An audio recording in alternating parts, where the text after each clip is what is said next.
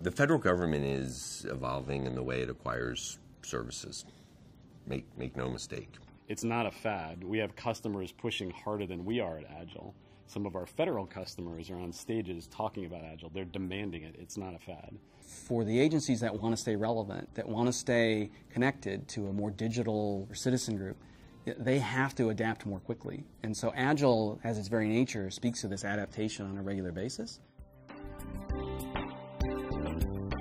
We need to commit to Agile because, number one, I think the federal government is looking for a way to better deliver to their customers. I think they've had broken processes for a long time, and I think that we have proven that using Agile we can deliver on time, on budget, extremely high quality with an unmatched level of transparency. Agile is a software development methodology, a software delivery methodology, but it's really more than that. It's about the ability to engage quickly and iteratively, and I think that's really the core of it. It's the quick, highly involved iterations as opposed to kind of the way we've been used to doing things. It's about reducing risk in a software delivery project by implementing things incrementally in small, low-risk chunks. Constant results, user feedback, customer buy-in, and small successes much sooner than later. The government gets you get to build a better relationship, more trust with your customer when they start to see that you're delivering much sooner, rather than telling them we're working on these things. You're actually showing them results. But really, when you break it down, it's really about accountability. We have stand-up every single day. You are accountable for standing up and saying what you did the day before, what you're going to do today, what you're doing tomorrow. And then at the end of the day, we have recap, which said, did I accomplish that or not? Accountability is what Agile is really forcing all of us to do. And that's not just a single person, single developer or designer or UX person or program manager, but it's the whole team that does that every day. And really, it's a tool to build trust with your customer. In many of our projects, we've started small, and based on that those Agile principles and values, our customers have just wanted it more. And in doing so, we continue to expand those programs because they're getting value, they're getting quality, they're getting what they're looking for.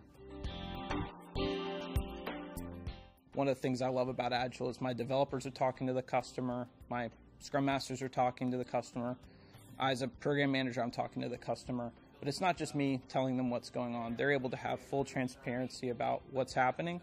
So having that line of communication between us and the customer, just constantly open, constantly being able to talk to each other, really helps get the final product to be what it needs to be and not what we originally thought it was going to be.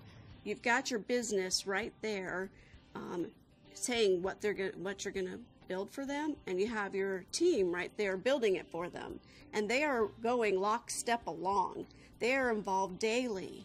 This is the desired thing because what they're doing. To successfully build an Agile team, it really foundationally comes down to what are people's comfort zones, where are they comfortable working, what's their strengths, what's their weakness.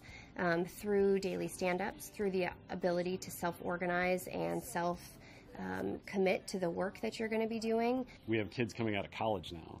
They go do interviews on campus and people talk to them about how they did Agile, and I'm incredibly interested, but it makes you think, this isn't how it used to be even 3 or 4 years ago. It's not a fad, it's an evolution in how things work.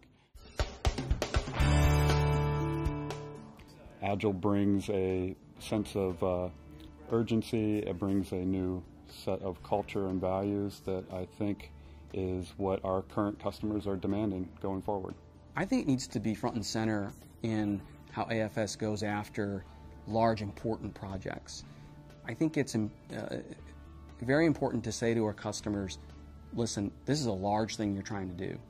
We want to bite it off in small chunks and keep confirming with you that we're on track. We want to continually show you that we're making progress for you. And I think that's a powerful message, and I think that's how we need to go to our customers. Instead of saying, we're going to need a big commitment from you because this is a big program, we're a partner in helping you navigate how the landscape changes for your mission. And I think that's got to be really front and center for us. We do software development. better than anyone else in a way that meets our customers' objectives better than anyone else as Accenture and Accenture Federal Services. Now we're laying Agile on top of it. It's a different way to do the same thing. We differentiate based on our software delivery. We differentiate based on meeting our customers' objectives and Agile. I think Agile is a huge part of the success of AFS. It really brings us in as expertise in a knowledge area, not only in just software development, but also how to best earn the trust and value of your customer by doing a process where they have full insight to it. It really provides the teams a great opportunity to engage with one another. It's forcing communication through daily stand-ups or a scrum. It's giving them the opportunity to talk about what they've done, what they're going to work on, any impediments that they have, versus really working in a silo, whether it's an individual silo or a team silo or multiple team silos. It's really breaking down those communication barriers and allowing the team to self-initiate, self-select what they're working on, be self-empowered, and really drive communication and success through the team. Yeah, that's right. So the stacked graph is the first compound applet we've done, right?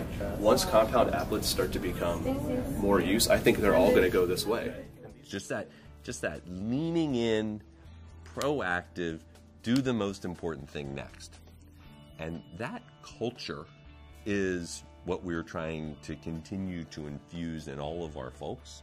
When building such a big project like this, all the teams are your teams. You have to think like that, and you have to kind of behave and act like that. You have to support them, and they have to support you. And so I think we're getting really good about trying to build that kind of culture.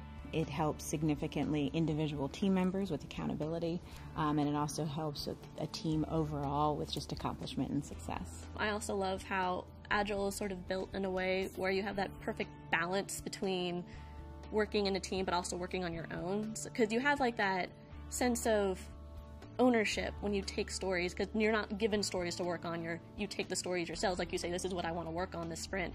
And so just having that ownership where you can work in your corner when you want to work in your corner, but then talk with your teammates if you're running into trouble and need someone to help you. It's great. So from an engineering perspective, I really think Agile creates a great opportunity for all of our developers, engineers, testers, because it really puts them at the forefront of delivery, puts them right in front and center with making sure we're delivering value and quality to the customer.